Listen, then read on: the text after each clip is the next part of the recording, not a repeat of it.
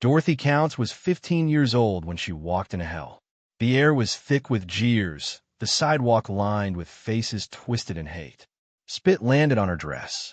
Rocks clattered at her feet. A chorus of voices, adults, students, strangers, hissed words meant to break her. Go home. We don't want you here. But Dorothy walked, step after step, chin high, eyes forward. She was the first black student to step onto the grounds of Harry P. Harding High School after the Brown versus Board of Education decision. The first to endure the storm so others wouldn't have to. Her father's words burned in her chest. You are not less than anyone. But the crowd didn't believe that.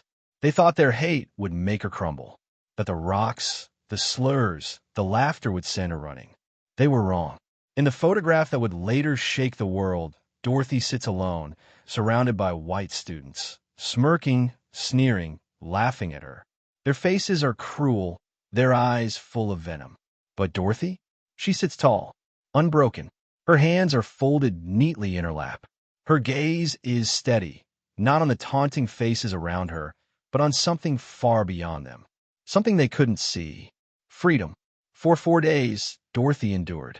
For days of spit on her clothes, of teachers turning away, of lockers slammed shut in her face.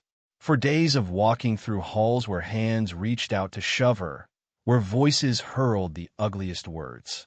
But she never cried, never flinched. On the 5th day, her family took her out of the school. The threats had grown too dangerous, the hatred too violent.